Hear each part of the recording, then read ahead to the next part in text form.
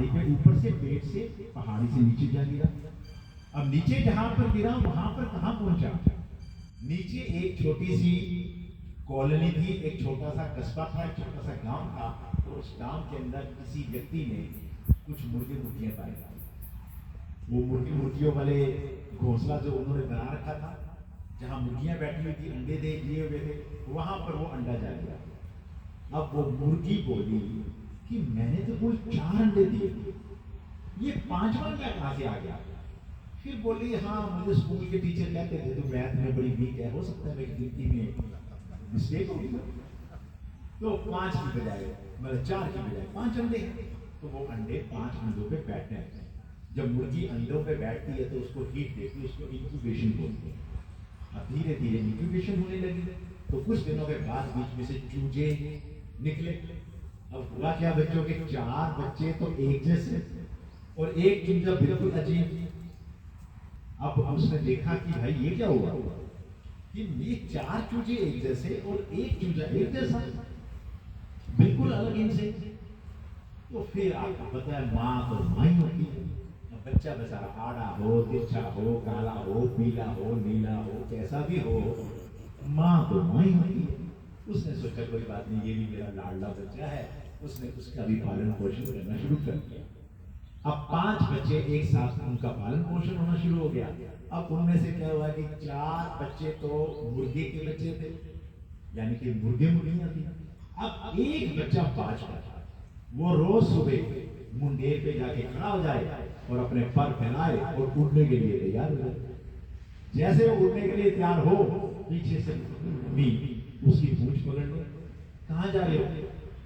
वो कह रहा उड़ने जा रहा हूँ। बेटा कमाल कर दी, तुम्हें पता नहीं तुम कौन हो? तुम बेटा मुर्गे हो, और मुर्गे उड़ते नहीं है। तो मतलब मुर्गे तो जहां से लेके यहाँ तक ही छलांग लगा पाते हैं, मुर्गे उड़ते नहीं है। आपने कभी मुर्गों को उड़ते हुए नहीं देखा होगा, वो तो सिर्फ उड़ानी मारते हैं यहाँ से। तो उसने कहा अच्छा ठीक है। अब जी कुछ दिनों के बाद उसको भी आदत हो गई कि मुर्गे मुर्गियां जैसे रहती थी वैसे उसने भी रहना शुरू किया।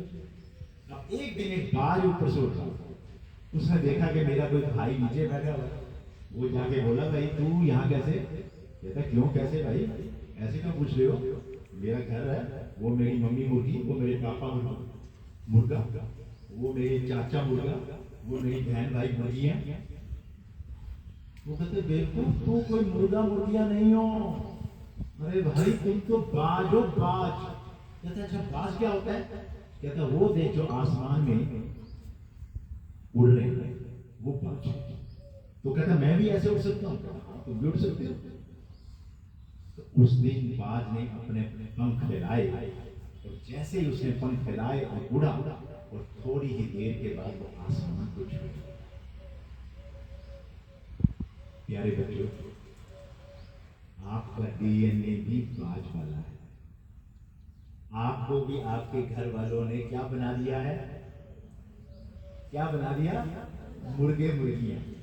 और आप क्या नहीं हो? मुर्गे मुर्गियां नहीं हो। क्या हो आप लोग? बाज हो। आप बाज इसलिए हो क्योंकि जो मनुष्य का डीएनए है वो बाज वाला डीएनए, वो उड़ने वाला डीएनए, वो आगे बढ़ने वाला डीएनए।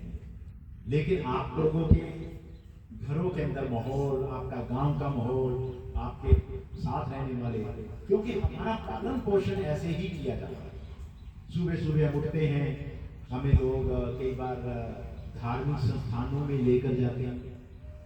कई बार टीवी के ऊपर सुबह सुबह कितने सारे बाबा जी बैठे होते हैं, है ना, अपने वो प्रवचन दे रहे होते हैं। और वो प्रवचन में क्या क्या रहे होते हैं? बाबा जी आप हेलीकॉप्टर से उतर जाएंगे,